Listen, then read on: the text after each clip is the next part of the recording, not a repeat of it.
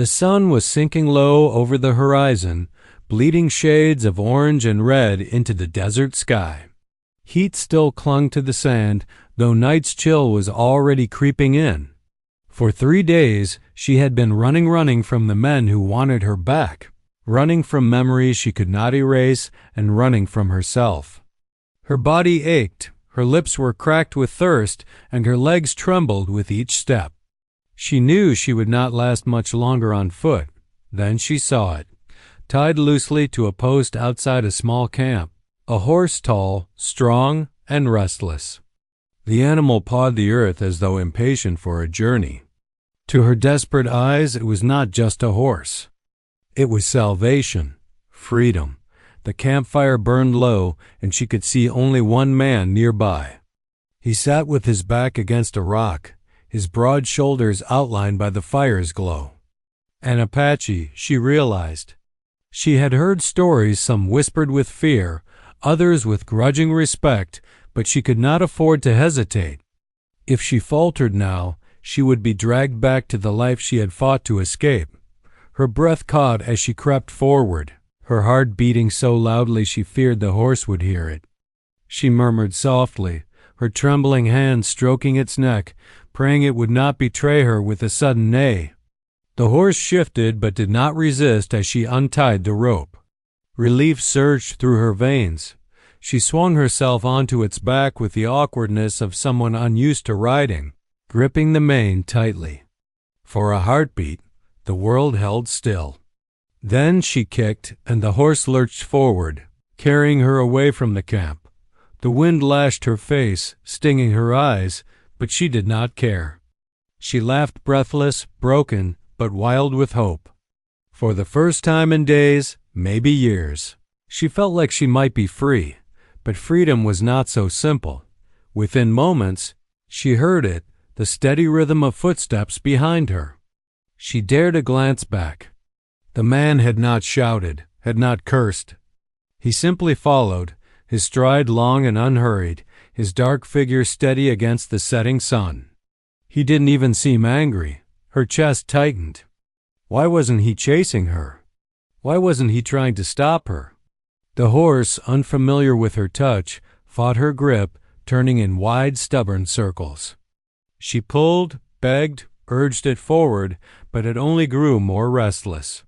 Finally, with a sharp snort, the animal slowed, circling back toward the very camp she had stolen it from.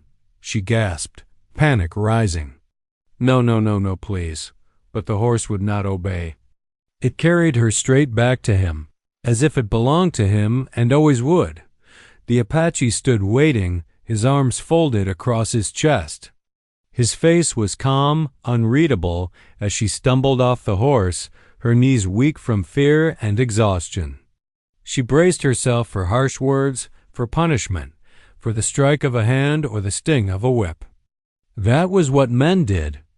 That was what she knew. But instead, he smiled out. It was not a cruel smile, nor mocking. It was quiet, steady, almost kind. His eyes held hers, dark and deep, as though he could see straight into the heart she had tried so hard to hide. "If you are tired of running," he said softly, his voice low and even, "then stay." She froze, her breath catching. The words disarmed her more than anger ever could. She had expected violence. Instead, he offered her rest, and for the first time in her life, she wondered if she truly wanted to stop running. The silence stretched between them, broken only by the crackle of the fire and the restless snort of the horse. She stood frozen, her hands still clutching the reins as though they were her last thread of control. The man's words, so simple, so unexpected, echoed inside her chest. "Stay, if you're tired of running." She did not know whether to laugh or weep. Men had always demanded, threatened, or taken. Never before had one given her a choice. Her lips trembled as she forced herself to speak. "Why? Why would you say that?" He tilted his head, studying her the way one might study a wild creature, half frightened, half curious. His long hair glimmered in the firelight, and his eyes held a calmness that unsettled her. "Because I see you are weary," he replied. "And a weary heart cannot carry itself forever." The reins slipped from her fingers, falling into the dust. She swayed on her feet, her body threatening to collapse now that the fight was gone from her. She had been running so long through storms, across rivers, away from fists and cruel voices that the thought of stopping felt like a trap. Yet his voice carried no chains. He gestured toward the fire. "Sit, eat. The night is cold, and you are thin as a reed." Her stomach twisted at the mention of food. Hunger gnawed at her insides, but pride and fear kept her rooted where she stood. "If I stay," she whispered, her voice cracking, "what will you do to me?" The question hung heavy in the air. She saw the flicker in his gaze, then sadness, perhaps, or understanding. He did not step closer, nor did he raise his voice. Instead, he simply said, "Nothing that will make you wish to run again." The words cut deeper than any threat. Her throat burned as tears welled, though she fought to keep them hidden. She had learned long ago that weakness was dangerous. But here, under his steady gaze, her defenses began to falter. At last, her legs gave way, and she sank onto the ground by the fire. The warmth licked at her chilled skin, and she wrapped her arms around herself as though she might hold her shattered pieces together. He moved with quiet efficiency, pulling a small bundle from his pack. Bread, dried meat, a skin of water, simple offerings, but to her they seemed like a feast. He set them on a flat stone and pushed it toward her, then stepped back, giving her space. She hesitated, suspicious. "Aren't you going to eat?" A faint smile touched his lips. "I have eaten." "You need it more." Her hunger overpowered her doubts, and she tore into the food, every bite a reminder of how empty she had been. Water spilled down her chin as she drank too quickly, coughing and wiping her mouth with the back of her hand. Shame flushed her cheeks, but he did not laugh. He only watched, as steady as the mountain shadows. When at last she slowed, exhaustion pressed down on her like a heavy cloak. She looked at him through half-lidded eyes. "You're not going to send me back?" He shook his head. "No. Where you came from is no longer my concern. Where you wish to go, that is for you to decide." She hugged her knees to her chest, trembling. Never before had she been allowed to choose. Freedom had always been something she had to steal, not something offered. And yet here was this man, with nothing but one horse and a fire, giving her more freedom than she had ever known. Sleep tugged at her, but fear kept her awake. She wanted to believe him, wanted to believe there could be a place where she was not hunted or owned. But trust was a dangerous thing, still. As the stars spread across the sky and the fire's warmth wrapped around her, one truth slipped into her weary mind. For the first time in her life, she was not afraid of the man who sat across from her. And that, perhaps, was the beginning of something she had never dared to hope for. Morning came quietly, with the pale blush of dawn spilling across the desert sky. The girl stirred awake to the sound of the horse snorting softly nearby and the scent of smoke lingering from the fire. For a moment, she forgot where she was. Then memory rushed back, the theft, the horse, the man's words. Her eyes flew open. He was there, seated a short distance away, sharpening a knife against a stone. The rhythmic scrape of metal on rock was steady, almost soothing, but her body stiffened all the same. Old instincts told her blades meant danger. Sensing her movement, he glanced up. "You wake," he said simply. His tone held no edge. No demand. She sat up slowly, brushing dust from her dress, though the fabric was torn and stained beyond saving. I should go," she murmured, though the words lacked conviction. He tilted his head, studying her. "Do you wish to?" The question silenced her. Did she? Her mind screamed yes, she should run before she became trapped, before kindness turned to cruelty as it always had. But her body, aching and weak, longed for the fire's warmth, the food he had given, and the strange safety of his presence. "I don't know," she whispered. He nodded, as if her uncertainty was answer enough. "Then stay until you do." The simplicity of his response unsettled her. She had expected orders, not choices.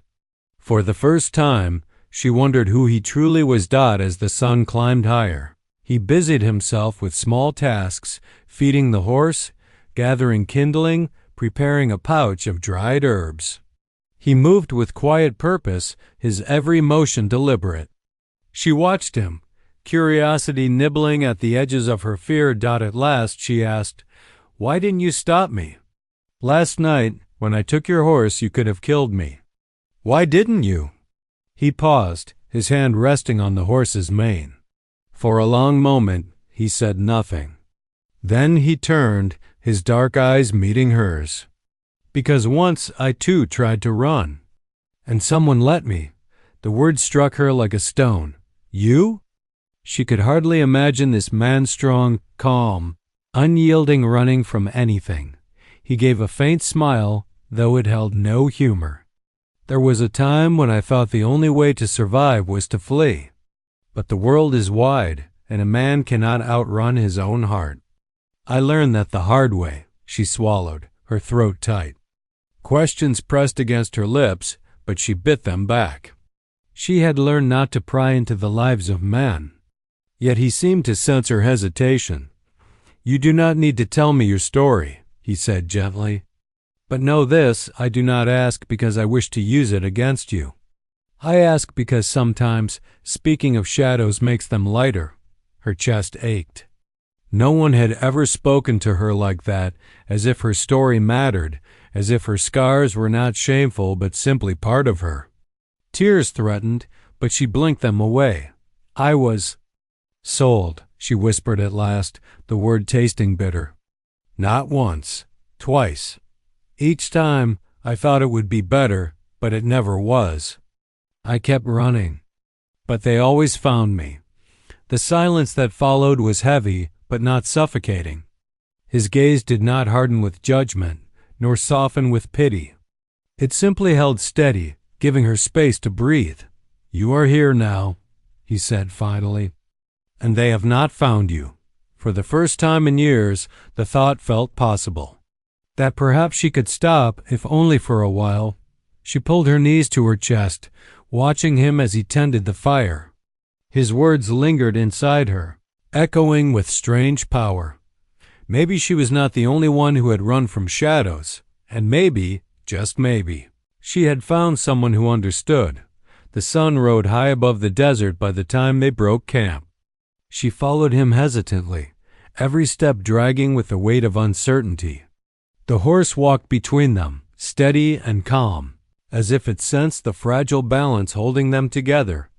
He did not bind her wrists. He did not demand she ride behind him. Instead, he simply walked, his long stride measured, never once glancing back to see if she trailed behind. It was unnerving. She had grown used to chains, to being watched like a thief. His lack of suspicion was its own kind of test. One she didn't know if she could pass. By late afternoon, the air grew sharp and restless. Clouds gathered on the horizon, dark and swollen.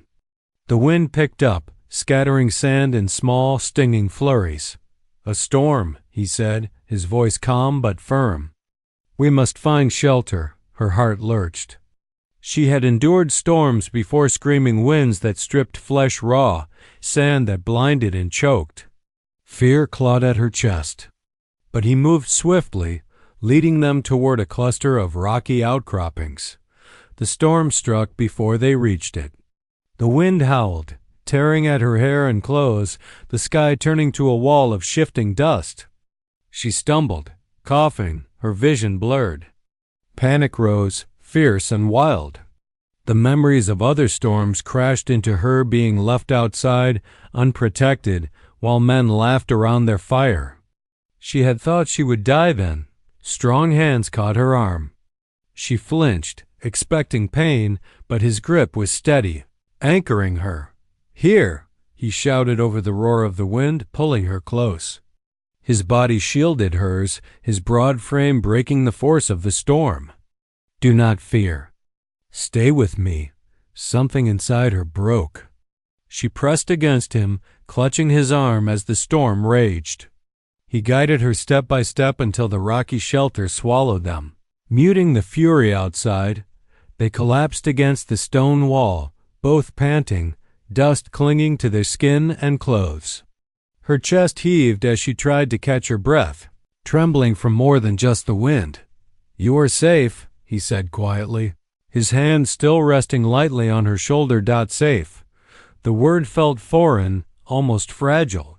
But in that small, dim cave, with the storm raging outside and his presence steady beside her, she almost believed it. For a long while neither spoke. The storm's voice filled the silence, fierce and relentless. Finally, she whispered, "I thought you would leave me out there. It would have been easier." He turned to her, surprise flickering across his features. "Leave you? No. A man who leaves another to the storm is no man at all." She searched his face, looking for cruelty, for hidden motives, but found none. Only truth. The fire he built soon crackled, warming the small cave. She watched as he dried a cloth and handed it to her to wipe her face. His hands were rough, scarred by years of work and battle, yet his gestures carried a gentleness she had never known. As the storm wore on, she found herself speaking without meaning to. Small pieces of her life slipped free, fragments of the men she had fled, the nights she had hidden in fear, the hunger that had gnawed at her bones. She did not tell him everything, but enough that the weight on her chest eased. He listened in silence, never interrupting, never pressing. When she fell quiet, he simply said, "The storm outside will pass. So will the storm inside you, in time." His words settled deep into her soul, stirring something she had not felt in years. Hope. For the first time, she realized she did not want to run when the storm ended. Not from him, not from this. When the storm finally broke, dawn had already begun to paint the desert sky in shades of pale gold. The air smelled fresh, washed clean by the rain, and the silence after the storm felt almost sacred. She stepped from the shelter cautiously, blinking against the brightness. Sand lay in rippled patterns across the ground, the world reshaped by the storm's fury. She half expected to see him gone, to wake and find she had been abandoned after all. But he was there, kneeling by the horse, checking its hooves with practiced care. Relief washed through her, so sudden it startled her. Why should it matter? She asked herself. Yet it did. He looked up, catching her watching him. "Come," he said. "The desert is kind after a storm. The earth gives what it has taken." Puzzled, she followed him as he led her toward a patch of green hidden in a fold of land. Rainwater had pooled there, and fresh shoots pushed through the damp soil. Birds flitted above, calling to one another. She had lived her life scraping survival from scraps. Yet here, after chaos, life returned stronger. He filled a small flask with water and handed it to her. "Drink," she obeyed, the coolness a blessing on her parched throat. When she returned it, she asked softly, "How did you know this place would be here?" His gaze lingered on the horizon before he answered. "Because I have walked this land since I was a boy. Every stone, every hollow has memory." She studied him, noticing for the first time the lines at the corners of his eyes, the way his scars mapped his skin. "You speak like someone who has lost much," she said quietly. He was silent a long time, his jaw tightening as though weighing her words. At last he replied, "Loss teaches more than victory." She waited, sensing he was about to reveal something deeper. "When I was young," he said, his voice low, "my people were driven from our land. Soldiers came with fire and iron. We fought, but we could not stop them all. Many were taken. Many more did not survive. I ran that night, carrying nothing but a knife and my breath. I thought I would never stop running." Her heart clenched. His story, though different, echoed her own. "And yet you stayed," she murmured. He nodded. "Because someone found me. An elder. He said I could spend my life fleeing, or I could learn to stand still, to build again. He gave me a place when I thought I had none." His eyes met hers, steady and unflinching.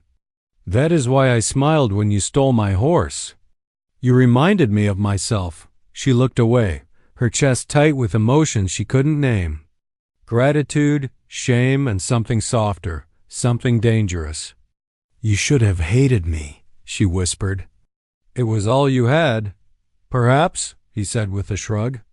"But a horse can be replaced. A soul cannot." The word struck her like an arrow, leaving her raw. She had never been seen as anything but property, a burden, or a prize. To hear him speak as though she had worth beyond survival was almost unbearable. They walked in silence for a while, the desert stretching wide around them. Yet it did not feel empty anymore.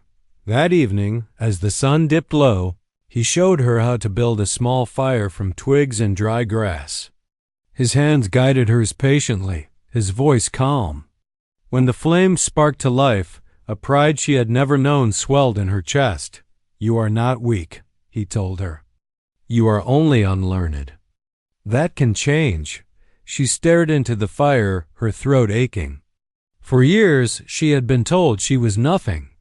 Now, here was a man teaching her to believe otherwise, and though fear still clung to her, a new thought took root within her heart. Perhaps she could stop running, not just from her past, but toward a future she never imagined possible. The days that followed carried a strange rhythm, walking when the sun was kind, resting when it blazed too fiercely, and making camp each evening beneath the quiet watch of the stars. She had lived in fear for so long that the calm unnerved her. Every step she half expected betrayal. Yet each day with him was the same.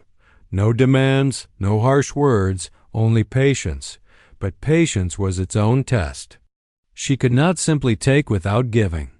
She had lived too long under the weight of debt, debts she could never repay, debts that always ended in chains.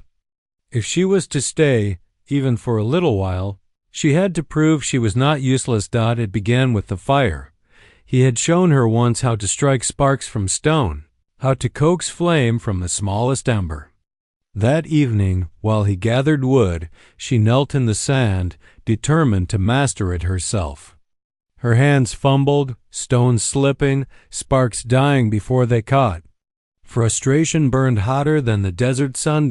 When at last she managed to ignite a thread of smoke. She shielded it with trembling hands, feeding it carefully until a flame licked upward. Pride surged in her chest. She glanced up, expecting mockery, but instead found him watching with a faint smile. "Good," he said simply, as if her small victory was no less important than winning a battle. Something loosened in her chest at his approval. The next morning, she tried again, this time offering to gather water while he checked the horse's tack. He hesitated, studying her with eyes that seemed to measure more than her words, then nodded. "Stay within sight of the ridge," he said. "If you lose your way, call." The flask was heavy in her hand as she walked toward the shallow basin where water pooled after the storm. Kneeling, she filled it carefully, watching the ripples spread across the surface.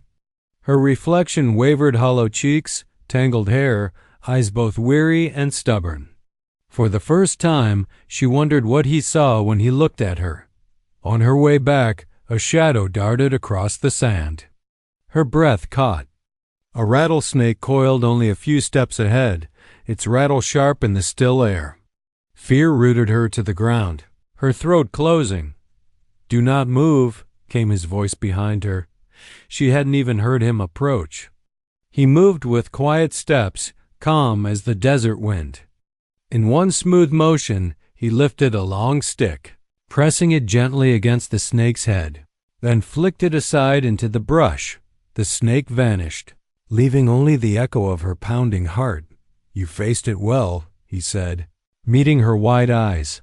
I froze, she whispered. Ashamed. You did not run, he countered. That is enough. The words stayed with her long after, weaving strength where fear had lived. That evening she asked if she might help with the horse. He watched in silence as she brushed its coat, clumsy but careful. The horse shifted, then settled, as if accepting her.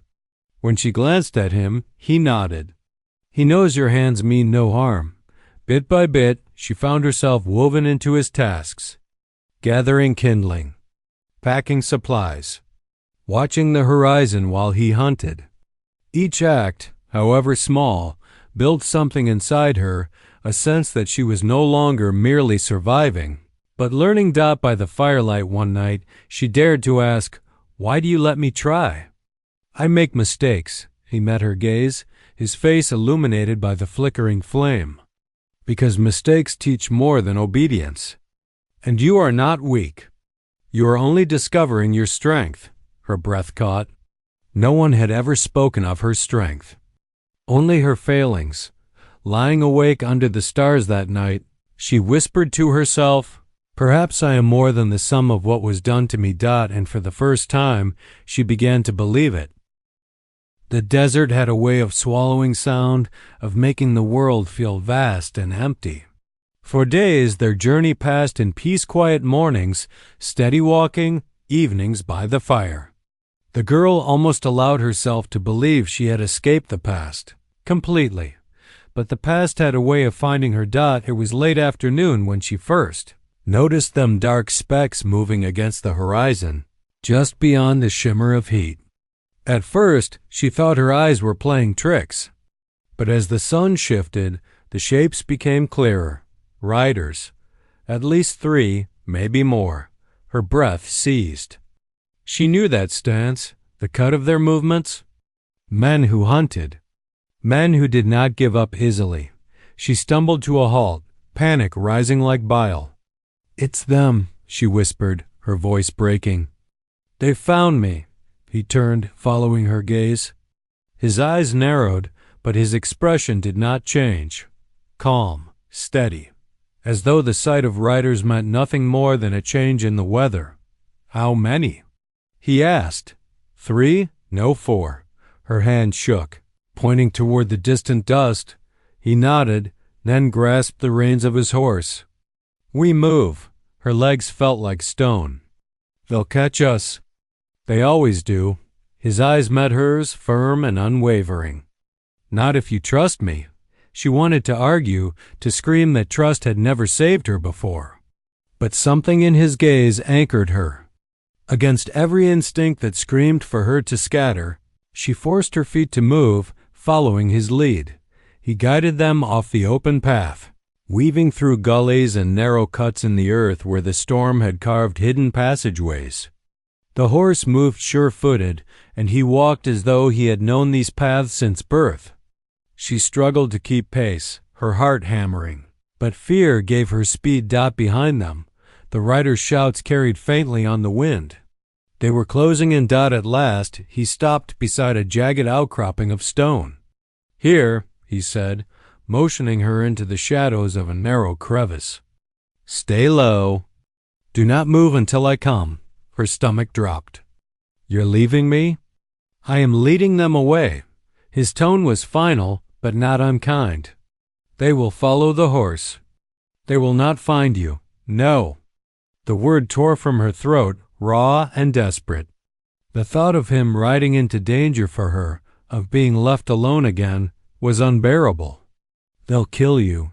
His lips curved faintly, not in mockery but in something almost like reassurance. "Perhaps.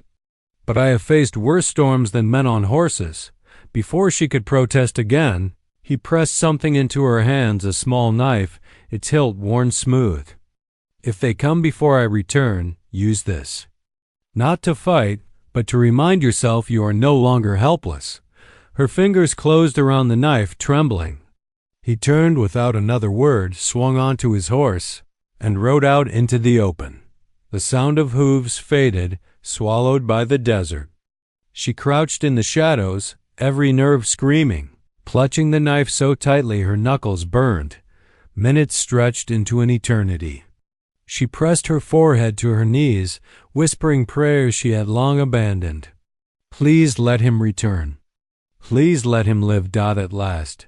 Distant shouts split the air, angry, fading, then gone. Silence fell again, broken only by the rustle of wind through stone. Her heart pounded as she waited, breath shallow. And then dashed footsteps. He emerged from the shadows, dust covering his shoulders, his face calm but his eyes alert. Relief nearly broke her. They are gone, he said simply, as though he hadn't just risked everything. She stared at him, her chest aching with something fierce and unfamiliar. Gratitude, fear, and something deeper, something dangerous. For the first time, she realized she was no longer running from her past. She was running toward him. The night after the riders were driven off felt heavier than all the nights before. The fire crackled between them, its glow painting shadows across his face. She sat wrapped in a blanket, the knife still in her lap. Her hands would not let it go, even though the danger had passed. He sat opposite her, silent as always, his gaze fixed on the flames. His calm unsettled her. How could a man walk into danger, face down 4 riders, and return without fear carved into his eyes? At last she whispered, "You could have died." He looked at her then, his eyes steady. "So could you." She shook her head, tears stinging her eyes. "No one has ever done that for me. Not once. People only fought for me when it meant they could own me." Her voice broke. "But you could have let them take me. It would have been easier." His expression softened, though he did not move closer. Easier is not always right. Her chest ached. She wanted to thank him, but the words felt too small. Gratitude was not enough for what he had given her. So instead she asked, "Why? Why risk yourself for me? You don't even know who I am." He studied her for a long moment, the firelight dancing in his dark eyes. "I do not need to know the whole of you to see what you are not. You are not what they said you were. Not weak, not worthless. You are only tired of being hunted." The words slipped past her defenses like water into cracked earth. No one had ever seen her that way. No one had ever given her the dignity of being more than her scars. Her throat tightened. "If I stay," she faltered, fear knotting in her stomach. "What would that mean, to you?" He leaned back, folding his arms loosely over his chest. "It would mean you choose it. Nothing more, nothing less." She frowned. "No debt? No chains?" "No," he said firmly. "I have no wish to hold someone who longs to flee." The fire popped, sending sparks upward like tiny stars. She stared at him, her mind struggling to grasp the freedom he offered. Men always wanted something: labor, obedience, a body to own. But him? He asked for nothing but choice. Silence stretched between them. Then, hesitantly, she said, "I don't know how to belong anywhere. I don't know how to be." His voice was quiet, almost gentle. "Then learn. Belonging is not given, it is built." Her eyes stung with tears she could no longer hold back. She turned her face away, ashamed of her weakness. But he did not look away. Instead, he said softly, "The earth does not ask a seed to be a tree in a day. It grows, slowly, stronger with time." The blanket around her shoulders slipped as she lowered her head, her tears dampening the fabric. For the first time, she did not hide them. She let them fall. He did not cross the fire to comfort her, and somehow that made his presence even more powerful. He gave her space to grieve, but not alone. The quiet companionship of his gaze was enough. That night, when sleep finally came, she did not dream of running. She dreamed of walking beside him across wide fields, the sky open above her, her steps no longer burdened by fear. And when she woke in the soft light of dawn, she realized something had shifted. She was no longer only a fugitive. She was a woman who had been given the choice to stay, and for the first time she thought she might take it. The days that followed were different. Subtle at first small shifts she hardly noticed until they became habits. She no longer walked behind him, afraid of being left. Instead, she walked beside him, matching her steps with his. The horse grew used to her touch, no longer shying away when she reached for the reins. She found herself brushing its mane at night, whispering quiet words as if it were an old friend. He never told her what to do, but the rhythm of his life began to teach her. At dawn, he gathered water, checked the land, prepared the horse. By noon, he scouted paths and hunted for food. By night, he built the fire with calm precision, never wasting movement. She watched, and slowly she began to help. The first time she offered, it was clumsy. She had tried to light a fire, but her hands fumbled, and the sparks died before they could catch. Her face flushed with frustration. He didn't laugh. He simply crouched beside her, struck flint against steel, and let the flame bloom in her palm. "Patience," he murmured. "Even fire listens if you are gentle." The lesson stayed with her. Not just about the fire. About herself. She began to gather wood before he asked. She fetched water when she noticed the skin was light. Once, when he returned with a rabbit, she cleaned it as best she could, her fingers clumsy but determined. He watched in silence, then nodded once. Approval. It meant more to her than praise ever had. Still, at night, doubts clawed at her. She would lie awake, staring at the stars, and think, what if I cannot give him enough? What if he grows tired of me? But then she would hear his steady breathing beside the fire, the sound anchoring her. He had never asked for more than what she could give. Perhaps that was why she wanted so badly to give him everything. One evening, after a long day of travel, she found herself humming softly as she worked. A tune from long ago, one her mother used to sing before the world had turned cruel. The sound startled her, fragile, unbidden, a piece of herself she thought she had lost. He looked up from sharpening his knife. His gaze lingered, thoughtful, but he said nothing. Still, she saw something soften in his eyes. Later, when the fire burned low, she asked him, "Do you ever grow lonely?" He stirred the embers with a stick, sending a drift of sparks into the night. Sometimes, the desert is wide. It speaks, but it does not answer. Her voice was a whisper. And now? He looked at her then, and though he did not smile, the answer was in his silence. No longer lonely. Not while she was there. The truth of it warmed her more than the fire. In the days that followed, she began to notice things she hadn't before. The way his shoulders moved when he worked, the quiet strength in his hands, the rare curve of his lips when the horse nudged his arm like a child seeking affection. Each detail carved a place in her heart, and she could no longer deny it. She was falling for him. But with that realization came fear. Loving him meant more than gratitude. It meant risk, the kind of risk that could shatter her if he didn't return it. So she kept it inside, guarding it like a secret flame. For now, she would stay. For now, she would learn what belonging meant. And maybe, in time, she would find the courage to tell him what her heart already knew. The morning broke with a pale sky and a silence too deep. She felt it before she heard it, the tension in the air, the way the desert held its breath. He was already awake, crouched near the fire, his knife at his side. His head tilted slightly, listening.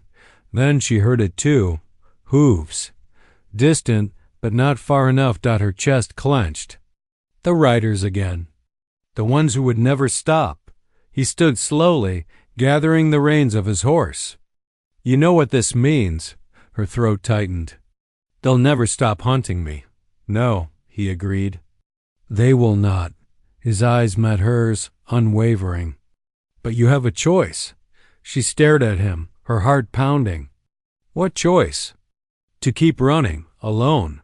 He paused, his voice steady, though his gaze softened. "Or to stay, here, with me." The words rooted her to the ground. Her breath came ragged.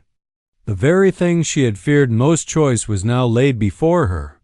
If she stayed, she risked binding herself to him. If she ran, she would lose him forever. I don't know if I can be enough, she whispered, shame burning her throat. I'm broken. I don't know how to belong. He stepped closer, his presence grounding her like the earth itself. You are not broken. You are alive. That is enough. Tears burned her eyes, but she shook her head. If I stay, they'll come after us both. Then let them come, he said simply. I do not fear men who chase shadows. I only fear letting someone run who wishes to be still. Her heart broke open at his words. No one had ever spoken of her that way. Not as a burden. Not as a prize. But as a choice. The pounding of hooves grew louder. Dust swelled on the horizon. She had only moments. Her body trembled, every instinct screaming for her to flee. But then she remembered the fire he had taught her to tend, the patience in his voice, the way he had looked at her when she hummed that old song. She remembered how he had ridden into danger to protect her, not because he owned her, but because he chose to, and in that moment, her decision became clear. She lifted her chin, her voice steady despite the fear. I'm tired of running. His eyes flickered with something fierce pride, relief, maybe even love. He nodded once. Then stay. She moved to his side, her hand brushing the horse's mane, her other hand gripping the knife he had given her. Not to fight, but to remind herself she was not helpless. The riders crested the ridge, shouting, their faces twisted with greed. But she did not flinch. She stood beside him, her heart hammering, her breath steady. He mounted his horse in one swift motion, then reached down a hand to her. She hesitated only a heartbeat before placing her hand in his. He pulled her up behind him, her arms wrapping around his waist as the horse surged forward. Dust and wind whipping around them, she felt something she had never known before. Not fear, not despair, but freedom. For the first time, she was not running from. She was running with. The riders gave chase, but she no longer cared. Whatever came next, she would face it at his side, because she had chosen to stay, and that choice, she realized, was the beginning of everything.